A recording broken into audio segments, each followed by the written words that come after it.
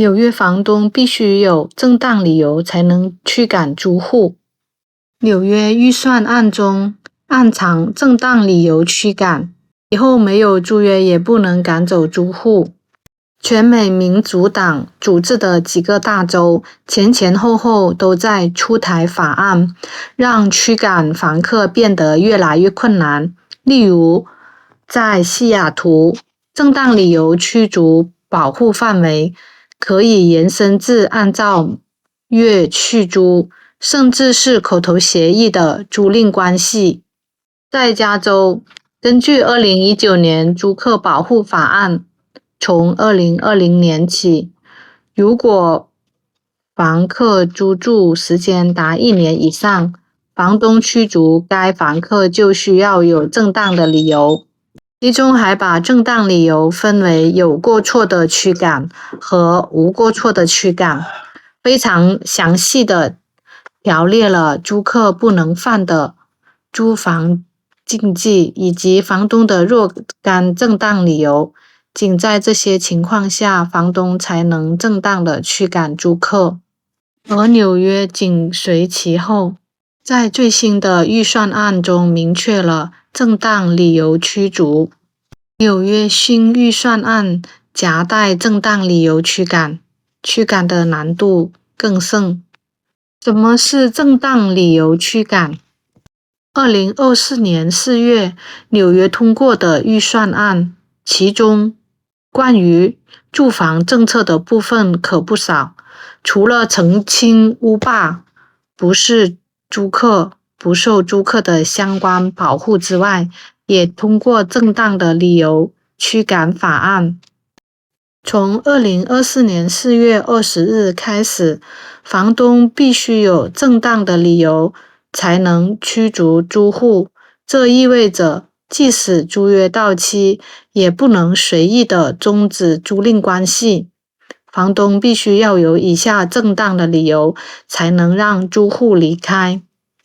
租客欠租，但是要小心，万一房子有违规，租客不付租金反而有利；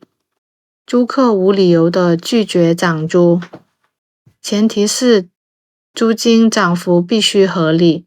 原则上涨幅不能超过 10% 或者 CPI 加 5%，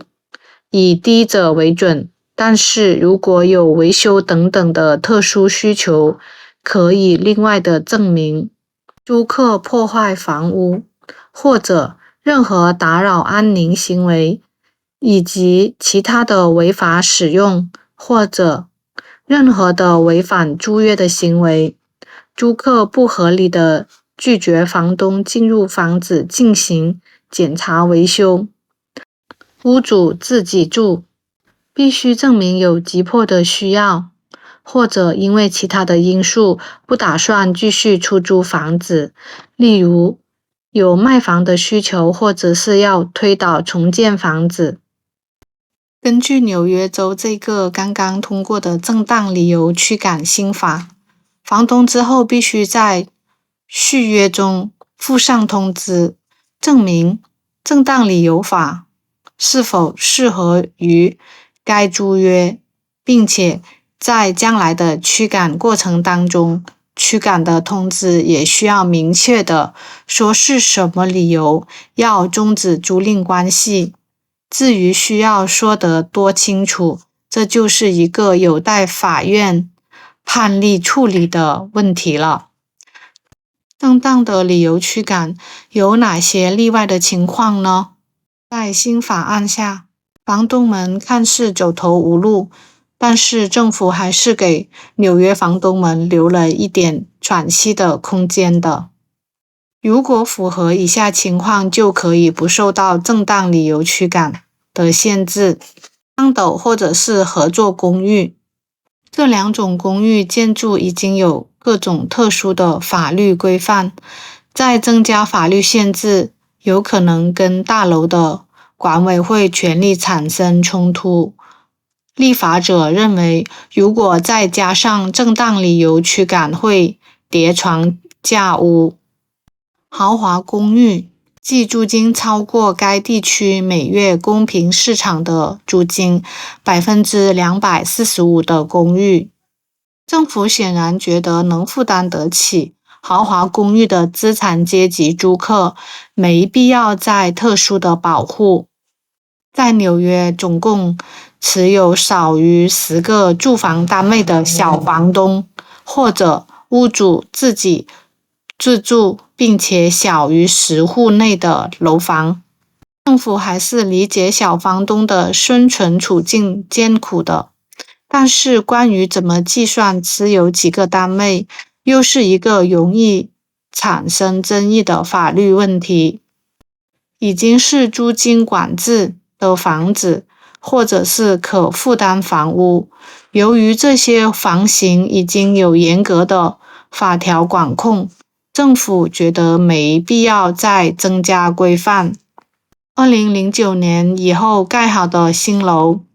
盖好后的30年内可豁免。政府的考量应该是给开发商们一条活路。想想，如果开发商刚刚盖完楼，收租才几年就碰上这个，